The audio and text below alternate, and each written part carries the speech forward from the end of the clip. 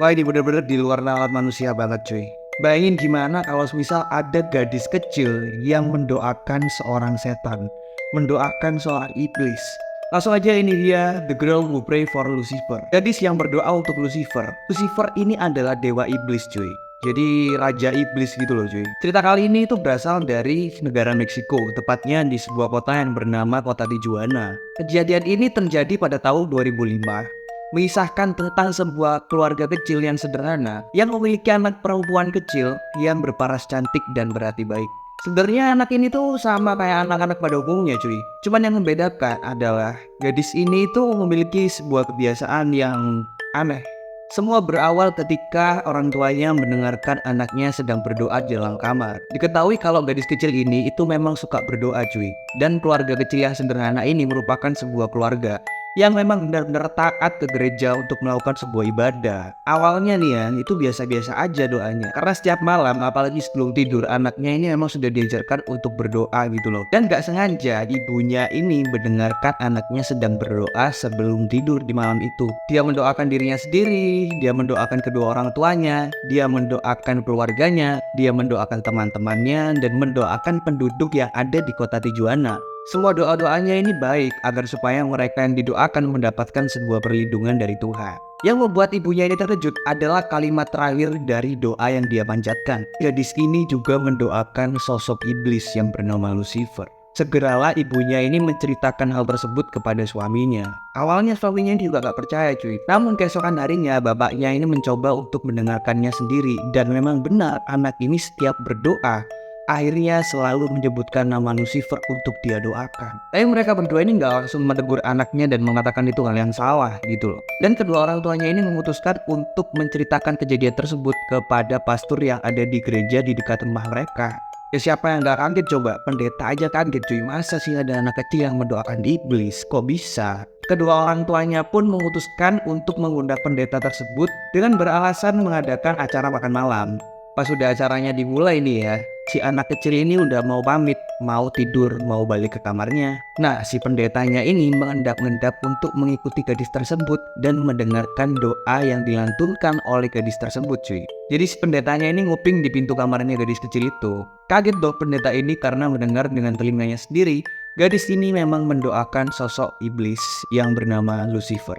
Pendeta ini pun tidak bisa melakukan apa-apa, hanya mengingatkan kedua orang tuanya untuk terus mengawasi anak tersebut jika suatu saat nanti terjadi hal-hal yang mungkin tidak diinginkan, dan meminta mereka untuk melaporkan jika terjadi suatu hal yang melebihi dari itu cuy. Singkat cerita, beberapa bulan pun berlalu.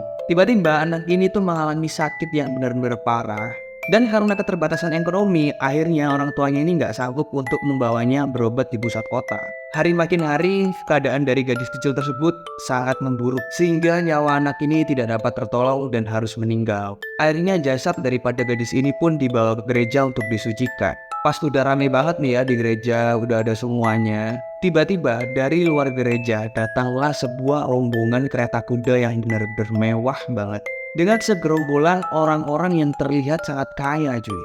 Mirip orang-orang yang benar-benar elit gitu loh. Mulai dari penampilannya, semua ini memakai setelan jas berwarna hitam. Dan dari rombongan kereta itu turunlah beberapa orang membawakan sebuah peti mati yang benar-benar mewah berlapiskan emas. Lalu turunlah seseorang dengan berpostur tubuh tinggi, gagah dan tampan, yang tiba-tiba saja berjalan mendekati jasad daripada gadis kecil yang meninggal tersebut, lalu mendoakannya. Dan setelah selesai, pria ini mendoakan gadis kecil tersebut. Pria ini pun menghampiri kedua orang tua mereka. Semua orang di sana itu nggak ada satupun yang kenal cuy. Orang tuanya aja sampai bingung, ini siapa kok datang ke pemakaman anakku? Bukan keluarga, bukan teman, dan nggak kenal juga cuy. Pria tersebut mengatakan kepada kedua orang tuanya kalau seluruh biaya pemakaman terkait jasad daripada anaknya yang meninggal itu semua ditanggung oleh dirinya. Akhirnya karena penasaran, sang ayah ini tanya ke dia, "Anda sebenarnya siapa?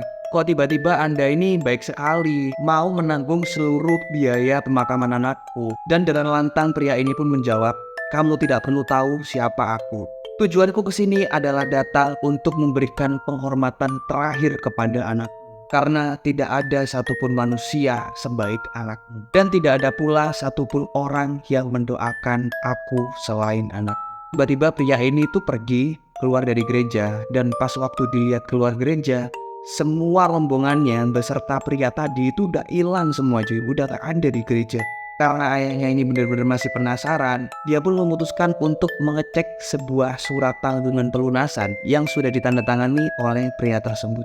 Dan kedua orang tuanya pun terkejut melihat isi daripada kolom tanda tangan yang bertuliskan sebuah inisial L yang berarti Lucifer.